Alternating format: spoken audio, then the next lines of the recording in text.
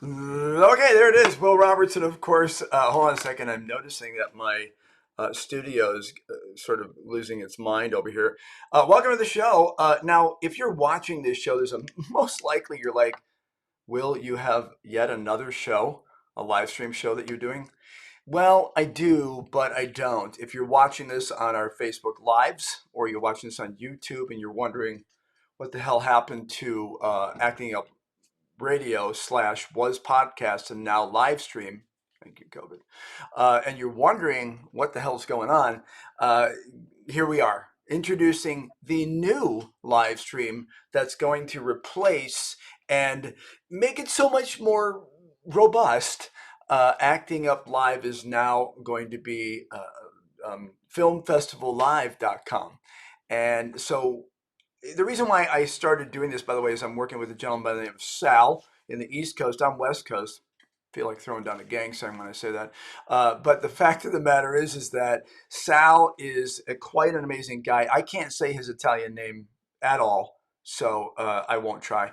But Sal is an amazing guy with numbers and creative, and he was a professional actor as well.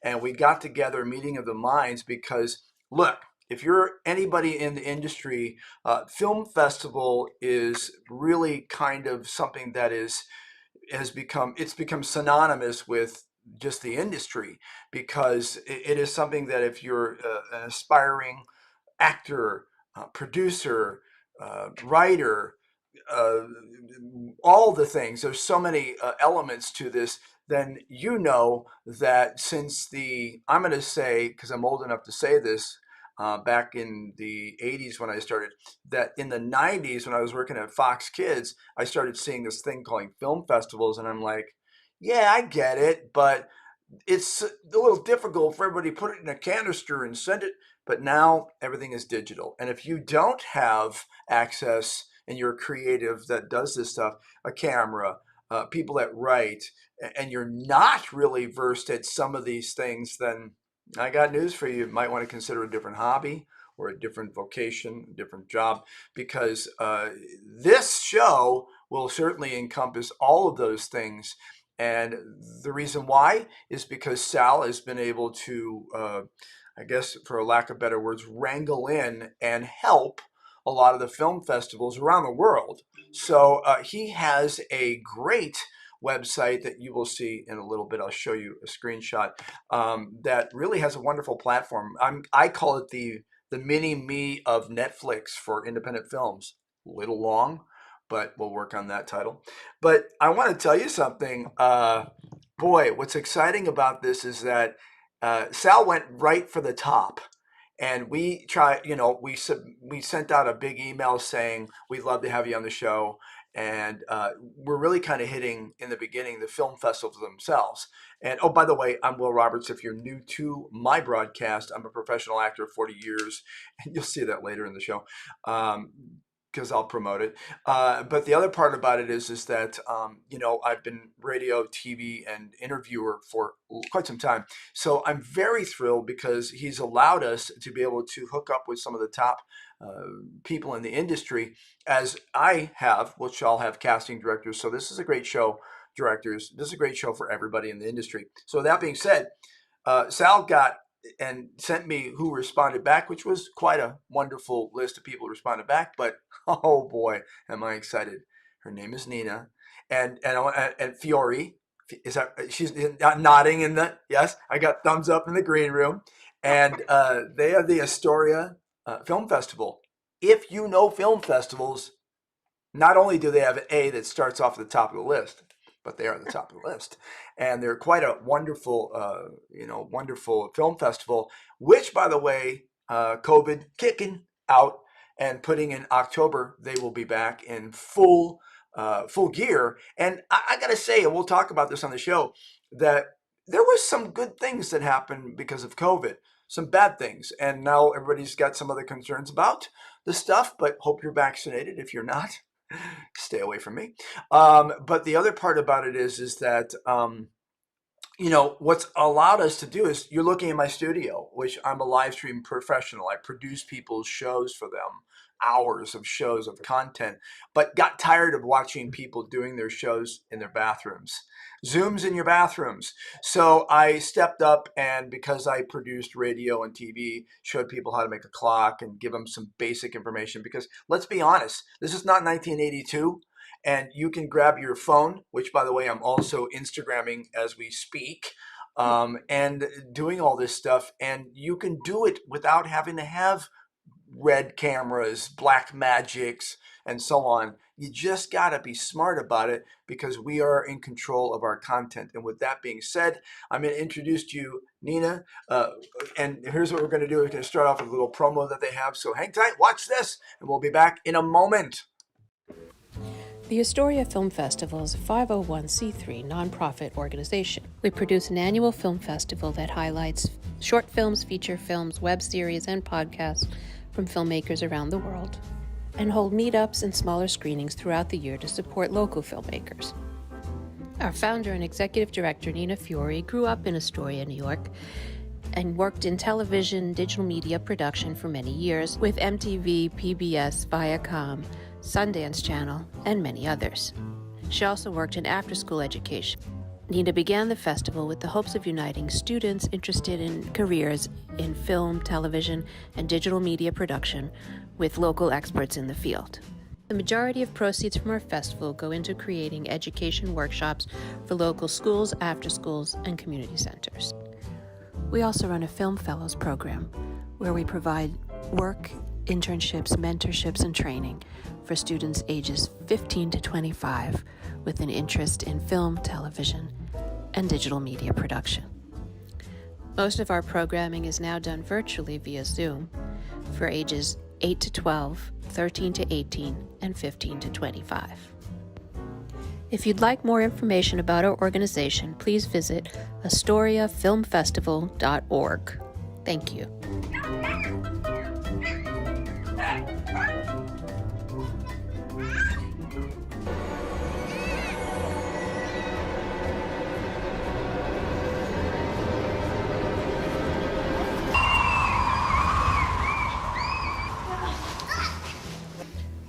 We expect you to do 10 dozen cookies the first time you come in. The second time you come in, I'm expecting 15 dozen.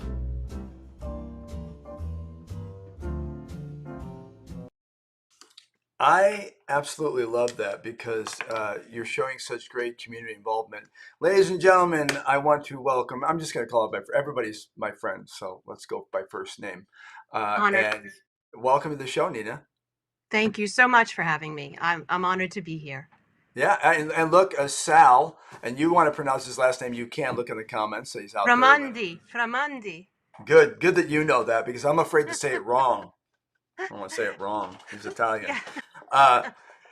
Let's we'll get your shoe size before we log off. My concrete shoe size. I'm very excited to have you on here because, one of the first things I would like to ask you, which I would like to ask every single person that decides to be founder of a film festival is, are you out of your mind? Most likely, yes.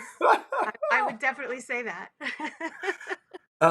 Let's talk about, and we'll get into all the brass tacks about what is film festivals and what you expect and what you've been seeing.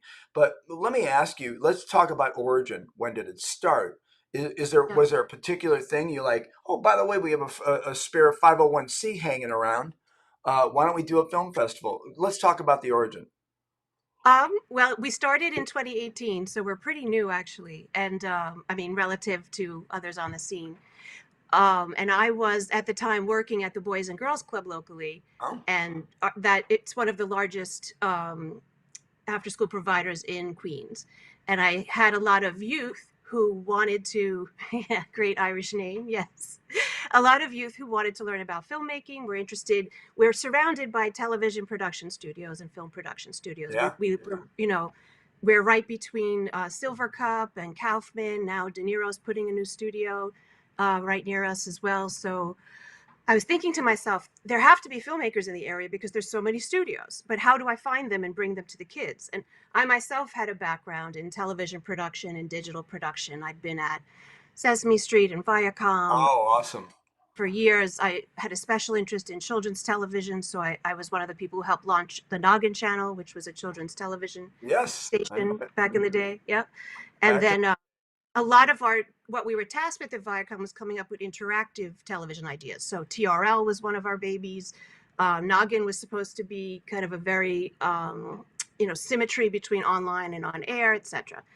And then I was there at the Boys and Girls Club as the education and communications director, and the kids were asking for filmmaking, but I was mostly a producer. And when you're a producer in a large organization, you don't necessarily know camera, cinematography. You don't necessarily know editing. I could edit, but back, where there were like avid stations that were as big as a Avid room. Stations. Wow. Yes. And you would get locked in there till like 2 a.m. You'd come out, you didn't know what day it was or where you Hey, were. hey, if you start talking about cutting tape, I'm going to end this broadcast. Well, seriously, you were going on about the canisters, and so one of my clients, if you will, we were a group in Viacom that handled a lot of Viacom companies, and one of the companies I handled was Sundance. So the Oh, channel, also the film festival. So I remember how it was back and this was in the mid '90s. So I yeah. remember how it was, and we in I think '98 or '99, me and my team were trying to do a live stream from the festival interviewing people in at Oh 98, 99. my. Like, can you Oh imagine? my. Holy, So that that was would be called stop animation. it was, it was. Oh my goodness. Yeah, it was. Render. It kept going down. We were literally on a dial up doing a live stream for like a Oh, major event. Yep. Yep. I didn't And realize I was bringing you on for comedy. I didn't. I thought this was going to be just a fun little. so that's like when things started to pivot this year, like last year with all of the lockdown and COVID and whatnot. I was like, hey, I'm primed for this. I've been doing live streams since the mid '90s. I've been remote working since the mid '90s. Like, Yeah, no biggie, right? Just yeah, with a pandemic. yeah. So That's so funny. yeah. That's funny you talk about that because I started out just at Fox because I was a Fox Kids Club host for about 7 years. Fox Kids when Fox cared about kids. Anyway, did I say that? Anyway, No, but now it's didn't Pleasure hear it. Island. Now it's Pleasure. Anyway, but the point is that I remember the stations brought me in Central California because they were like, I was playing on an iPhone like 3. I don't know what it was. Like it was like 2 cups and a string, and then I was on I was on a PC, and I was crashing it because I was I didn't Avid, and I was like trying to render, and people were like, "What the hell are you God. doing? What are you doing?" And then Blair Witch came out, and everybody's like, "What are you doing? You're shooting things through your underwear, whatever." The point is that Yes, it has really changed a lot, and I have to tell you that it's great to talk to you about this because you're old school, OG. I I love am it. very OG. Yeah, very I am OG. sadly very OG. Yes, I mean, I was so education so obviously was a huge reason to start the festival. I thought, how do I find the filmmakers? And I thought, if I throw a festival, the filmmakers will come, right? So If you that build it, was they will come. that was Theory. so the festival was my cornfield, and it worked for that purpose. And I was like, maybe I can kind of talk the filmmakers into working with the kids, and they very much did that. And but then I also realized the filmmaker community locally really needed support and wanted support too. So Sure. really everything just grew organically as I saw needs. So as people kind of came to me and said, hey, I grew up here. I was born and raised in Astoria, Queens, and so I know a lot of the restaurants. I know a lot of the people, and filmmakers would come up and say, "Oh, I need a phone booth. Do you know where I can find one? That's funny. Or I need a bar. Do you have any I'd like a phone booth. recommendations?" Yeah, I'd like for a voiceover. I have a voiceover studio. What a great! I've always wanted a phone booth. One thing that you're Right? saying that is really kind of like uh, kind of cued me off is that you have the community coming to you and asking for different things, along with perhaps asking for either training or education. Is the Astoria Film Festival interested, and are you, which I saw, you could see sort of in that trailer, are you providing any educational classes, master classes, whatever, for the people in the community, not only in the film festival window time, but around the year? Oh, yes. I mean, one of the reasons I made it a 501c3 nonprofit was so I could apply for grants in order to do film education programming. And then we started that almost immediately before we got the grants and just started to, do it in the hope that we would get grants to cover what we'd done. And it's worked out, knock on wood. Yeah. But we threw a summer camp, a film camp before COVID. Oh, great. We had kids from age 6 to age 17, I think, in the camp doing different things. And then I actually was volunteering at a local high school, teaching, bringing in some of the filmmakers from the festival to talk to the high school kids about their career paths, and Right. just trying to, I grew up here, working class immigrant family, and then I wanted to go into television production, and it wasn't really an easy transition. Like, I didn't have any connections, I didn't know that world, and I know a lot of the kids around here. It's a primarily immigrant neighborhood. It's obviously gentrified a lot since I've been a kid, but there's still enough community here that could use support. Sure. So I really wanted to kind of give those kids the connections and knowledge that I didn't have going into the industry. Right. So one thing, it sounds like from what everything you've said that you literally probably do this 24 hours a day, along with the fact that it sounds like you are a one woman band, and that's not true. You have a staff or people who volunteer who help you put this all together, correct? We have an amazing board, which is primarily female. Like, there's 9 of us, and one male who's my husband. Oh, So I there you go. forced him to be on it. But yeah, the board has been really helpful, and they made up mostly of local mothers. One Oh, is one is a professor of education. One's a professor at NYU Tisch. One runs a accessibility company where she kind of makes events accessible.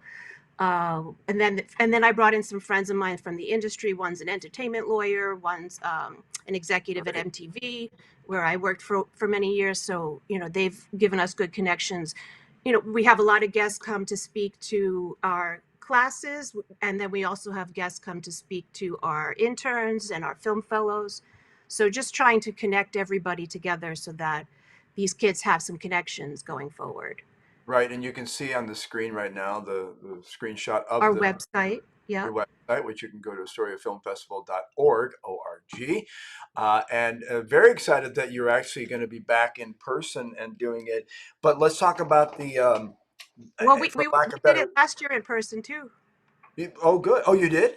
Yeah, we were one of the few. Six of you separated, but by, Literally no, myself, because I yeah, didn't want to put anyone else in danger. So, yeah. but we did about 8 different events throughout the month of October. While it was running online, I ran around town with my blow up screen and a projector, and Wow.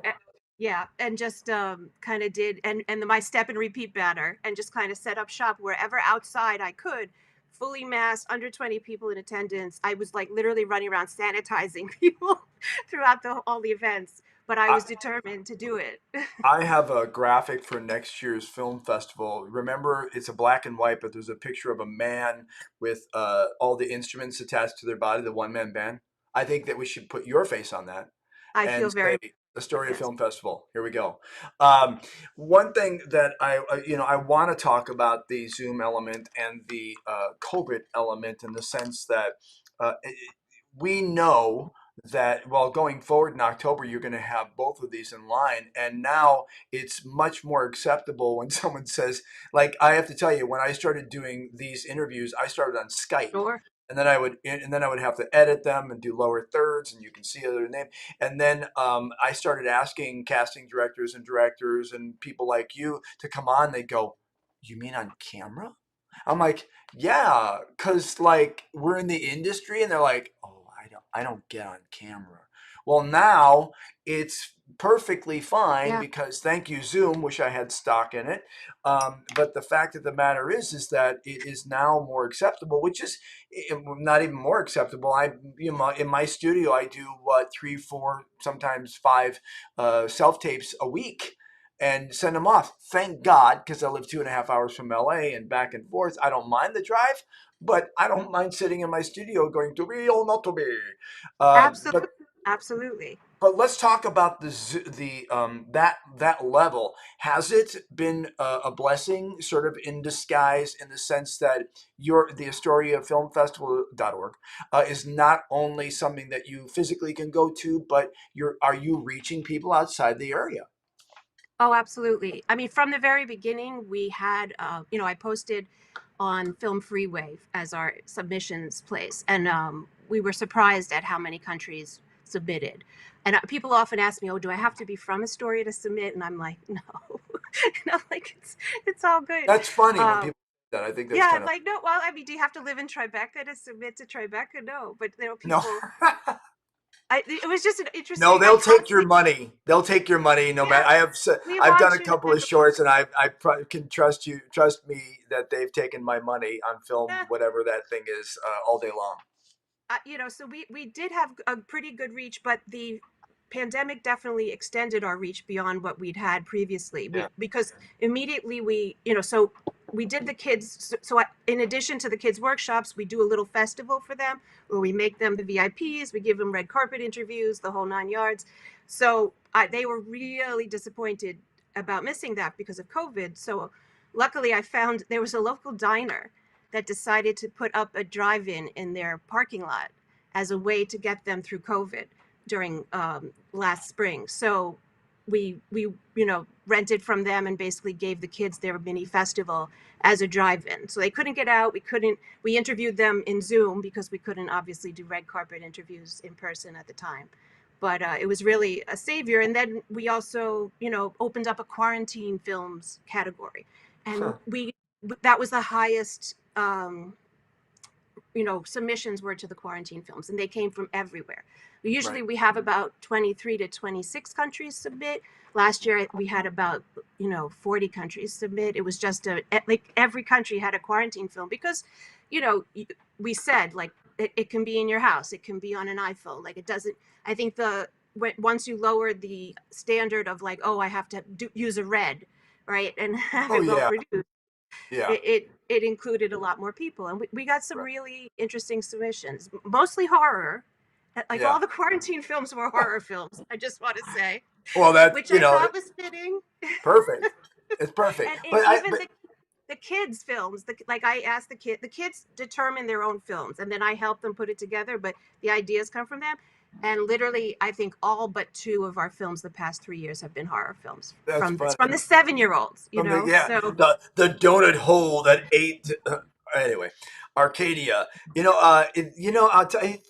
is something that people don't realize, but when you hold up your phone, and I was talking about producing things. I produced a short when I was in Pernambuco, Brazil, shooting a Netflix film for 46 days, and myself and the other lead in the film said, "Hey, let's go shoot something."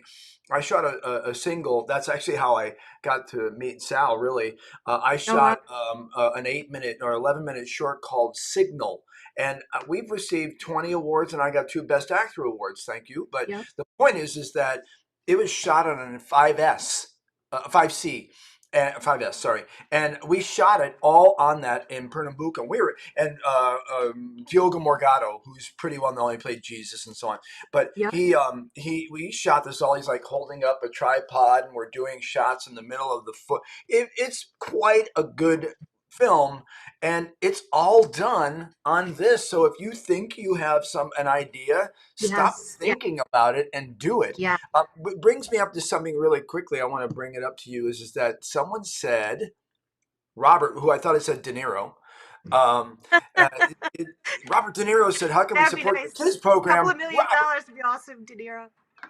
So And that's a yeah, so question. How can they support, if you don't mind me asking? How could someone support?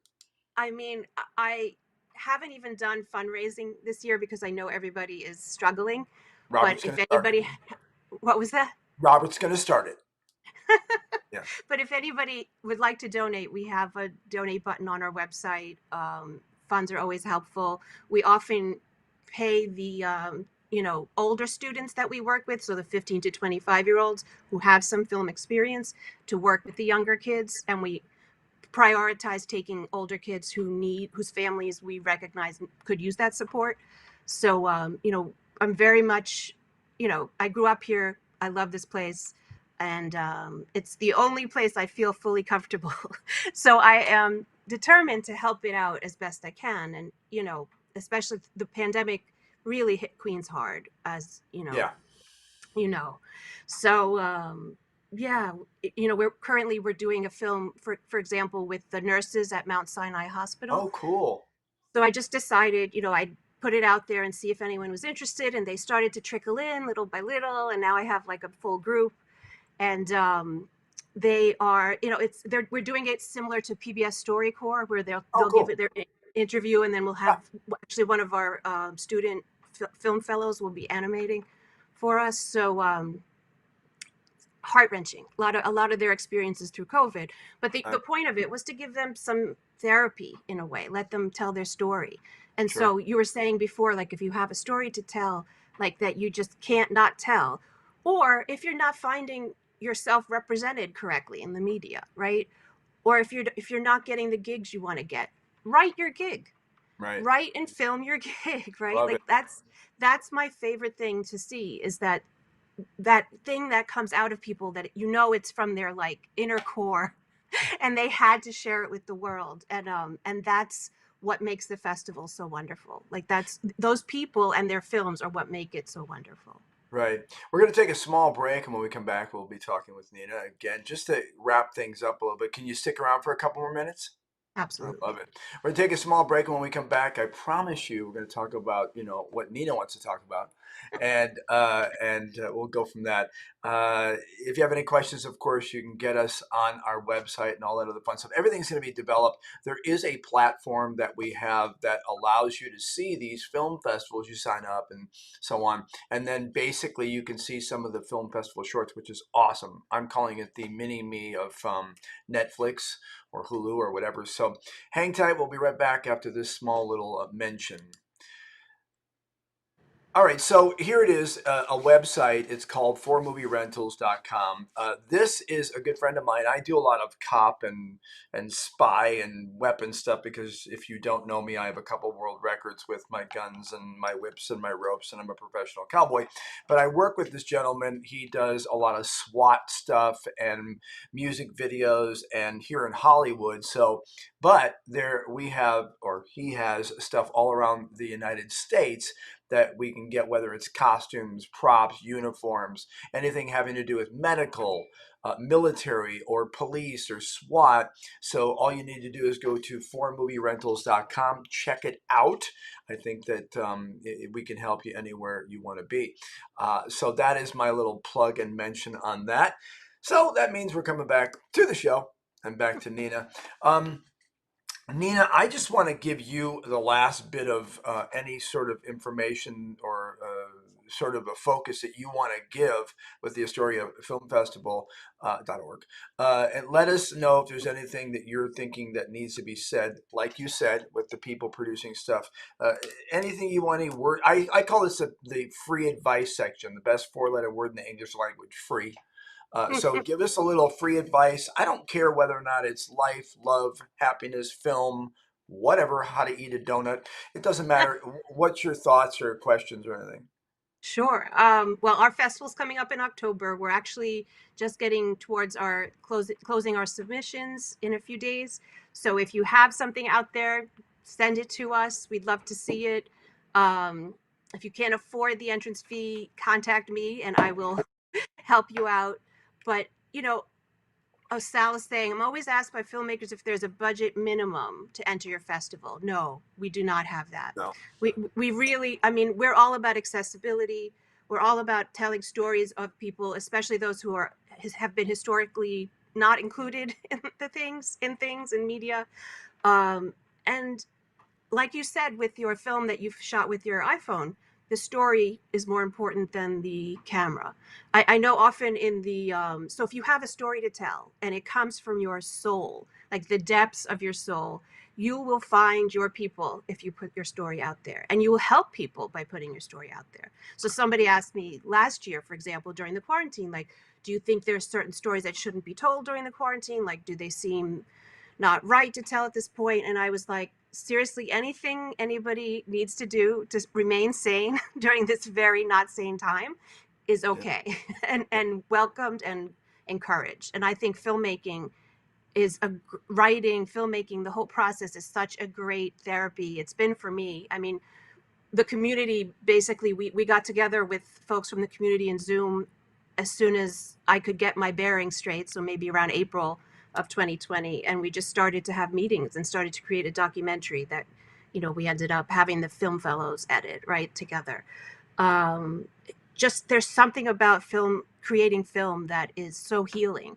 So take that time and do that for yourself. Write your story, shoot your story, and send it to us. And hopefully we'll see you in October. Yeah, absolutely. And I love the fact that you're making it very clear to people that you really will take, you'll take, and that doesn't sound right, you'll take anything because it is a way, and it sounds like you really kind of started out this whole process as a community effort thing. So it's great that you're allowing people on all levels to submit something because, thing is that when we get people together in a group, like if we are hanging out together and we get like-minded people together, some of them are going to be looking for mentors. Oh And, yeah. and one of the biggest problems I see in the industry in our world, I'll say, is that it's tough nowadays because you can just go on YouTube and you can go like so. That's my one of my pet peeves is that everybody's a writer, everybody's a director, everybody's an actor, everybody's a reporter, everybody's a well, radio. Everybody does everything. All it takes is going onto YouTube and watching some video. Problem with that is that talk to your doctor when you go in and go, look, I was talking to Dr. Google and they said that I'm going to die. Uh, there is a place to be very clear about in this industry that you want to go to the like-minded professionals that know what they're talking about. And you Yes. said you put together people on the board and your community from MTV, blah, blah, blah, blah, blah. Networking, you're getting out of it. And number two, the experience of what they're doing. And obviously, listening to you talk about stuff, you are very kind and low key on what you've done, but I can tell by you saying avid, sweet, and all the things that you've done that I bet you're a lot more savvy at stuff that you're saying, and Oh also, yeah. yeah, you're very good at these things. I can tell. I mean, I've served as a mentor for a lot of people, but also, for example, all of our judges for our films this year are past festival winners. Oh, So we bring that, we don't let you go. hmm, If you're in that's our good. festival and you want to be a part of things, we want you to come talk to our kids. If you need jobs, we try to get you work with. We try to connect people. There's at least 3 films that were made because of connections made at the festival. That's the kind of community I wanted to create, and that's what I'm working on keeping going. Great. Robert, we Yeah. we do stream. Actually, all our films will be online. We'll have the whole festival will be online, and the ticket will be reasonable because I'm all about reasonable. Well, the good thing about that as well is that so that what Sal and I are doing is that with his mini me Netflix is that we have a platform and we're going to be opening up a brand new more elaborate platform to help the film festivals because not everybody, let's face it, not everybody has the wherewithals or overalls to be able to facilitate all of the technological parts of this, and also because of what we're doing here at filmfestivallive.com and the show, we want to be able to help out as well. So we're moving towards a model that allows us to be able to post everybody's, the winners and other films as well. Just because, look at I used to not watch TV and film a lot. My wife would go, when we got together almost 20 years ago, she goes, why don't you ever, I don't get it. I'm like, well, I don't know. I'm usually rehearsing, or I'm in a filming, or I'm in a show.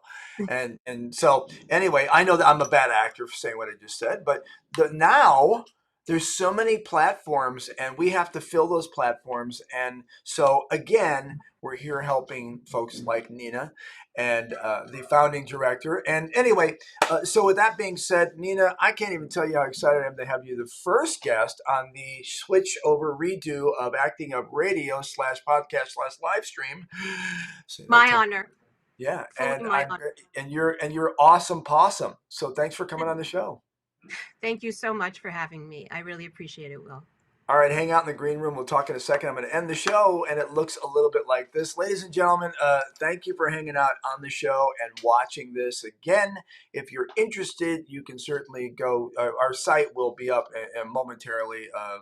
Of course, filmfestivallive.com. And I had it on my screen, the other platform, but we'll send all this.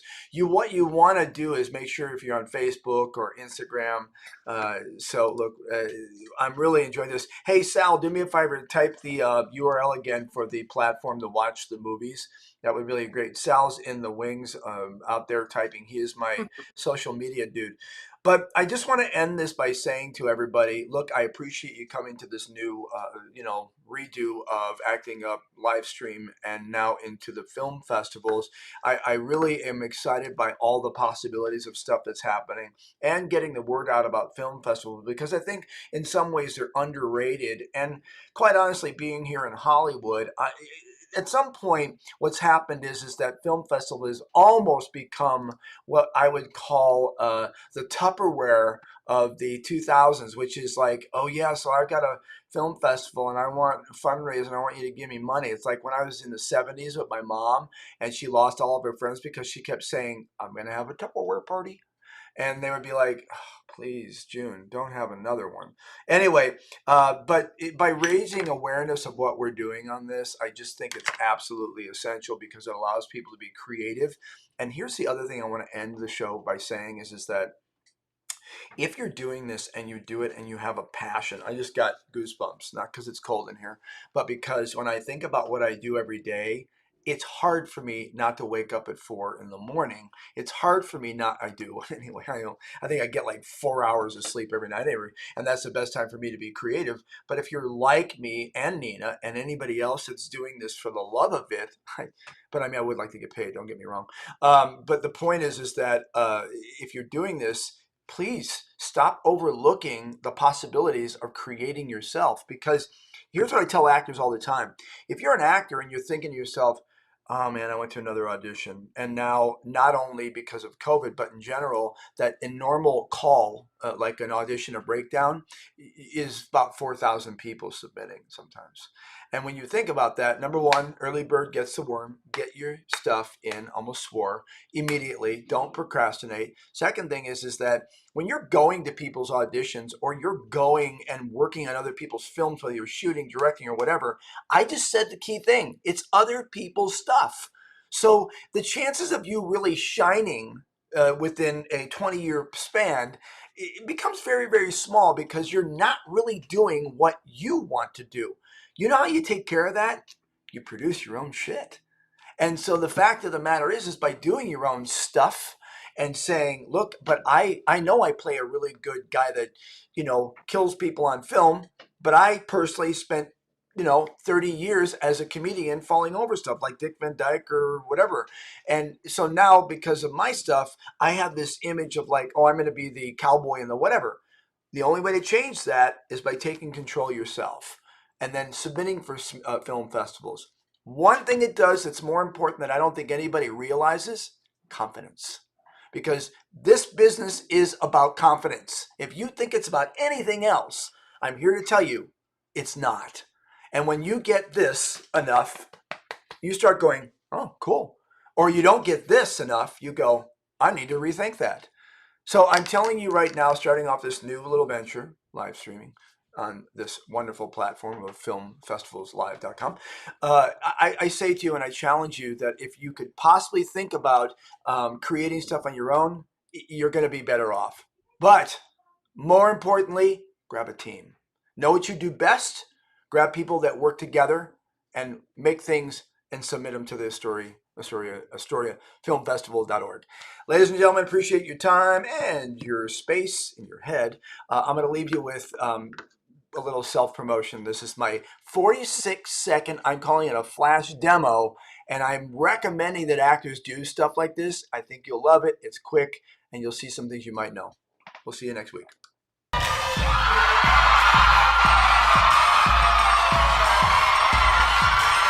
Detective Gennaro, I need to speak with Rex Wilson. Rex is already out there on the speedway for his practice run. You know what I mean. Now let me see your shotgun. Here, cool it down. Just like your old man, huh? Is there a problem, soldier? I'm asking you a question, Lieutenant. Running in clown shoes. This is gonna be fun. Time! What if they need more time?